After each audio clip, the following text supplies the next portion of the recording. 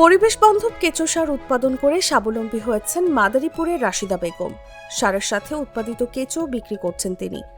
তাকে দেখে মাদারীপুরের অনেক নারী উৎসাহ পাচ্ছেন। রাসায়নিক সারের চেয়ে এই জৈব সার বেশি উপকারী হওয়ায় দিন দিন বাড়ছে চাহিদা।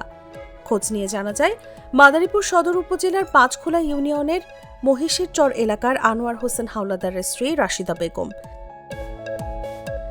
স্বামী সৌদি আরবে গিয়ে কাগজপত্র ঠিক করতে না পারায় আবার দেশে চলে আসেন। দেশে এসে নিজের জমিতেই কৃষিকাজ করে সংসার চালান। দিন দিন সন্তানদের পড়াশোনার খরচ বেড়ে যাওয়া ও সংসারের জন্য একটু আয় করার চিন্তা থেকে রাশিদা বেগম প্রথমে সবজির বাগান করেন। লাউ, মিষ্টি কুমড়া, ডাঁটা, শসা, ঢেঁড়স সহ নানা ধরনের সবজি বাড়ির পাশেই জমিতে চাষ শুরু করেন। এ সময় সারের প্রয়োজন হলে নিজ উদ্যোগেই শুরু করেন কেঁচো সার উৎপাদন। প্রথমে মাদারীপুর কৃষি অফিস থেকে ট্রেনিং নেন। এরপর স্বামীর সহযোগিতায় প্রায় ৩ বছর আগে বাড়ির পাশেই একটি টিনের চালা দিয়ে ঘর নির্মাণ করেন। সেখানে ৬টি সিমেন্টের রিং বসিয়ে কেঁচো সার উৎপাদনের ব্যবস্থা করেন। বর্তমানে সার উৎপাদন ভালো হওয়ায় আরও ৩টি বাড়িয়ে ৯টি রিং বসানো হয়েছে। নিজের পালিত ২টি গাভী আছে। সেই গাভীর গোবর থেকেই কেঁচো সার উৎপাদন করেন তিনি। প্রথমে গোবর মাটির নিচে গর্ত করে রাখা হয়, এরপর রিংয়ের মধ্যে রাখেন। এভাবেই ২৫ থেকে ৩০ দিনের মধ্যে তৈরি হয় কেঁচো সার। একটি রিংয়ে ১ মণ করে সার উৎপাদন হয়। ১ মণ সার ৬০০ টাকা ও ১ কেজি কেঁচো ১৫০০ টাকা করে বিক্রি করেন। মাদারীপুর কৃষি অফিসের জৈব সার প্রয়োজন হলে রাশিদা বেগমের কাছ থেকেই কিনে নেন।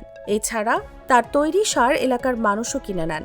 এটা হচ্ছে প্রাকৃতিকভাবে জৈব সারটা সে গোবর দিয়ে সার তৈরি করে, সেটা সে নিজেও স্বাবলম্বী, প্রতিবেশীও এখান থেকে সার নিয়ে সবজি উৎপাদন করে।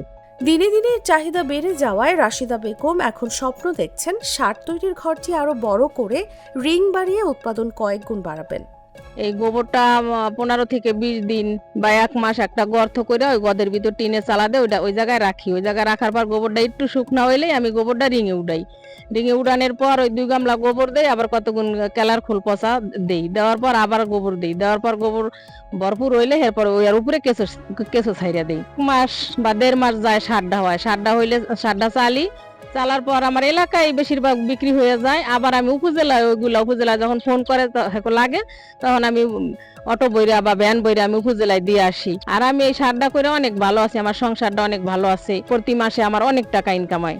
তার এই কাজে স্বামীও সহযোগিতা করেন। প্রতি মাসে তিনি সার, কেঁচো, গরুর দুধ ও সবজি বিক্রি করে ২০ থেকে ২৫ হাজার টাকা আয় করেন।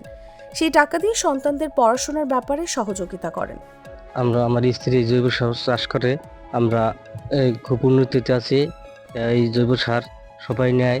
মাদারীপুর সদর উপজেলার উপসহকারী কৃষি কর্মকর্তা সাবরিনা আক্তার বলেন, রাশিদা ৩ বছর ধরে কেঁচো সার উৎপাদন করছেন। আস্তে আস্তে উৎপাদন বাড়াচ্ছেন।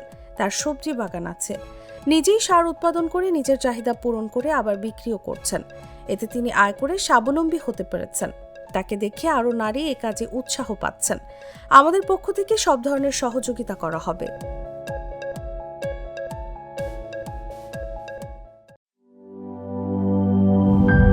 গ্লিটারের টুইন লেমন ও অ্যান্টিব্যাকটেরিয়াল ফর্মুলা বাসনকে চকচকে জীবাণুমুক্ত করে আমাদের দেয় গ্লিটার গ্যারান্টি।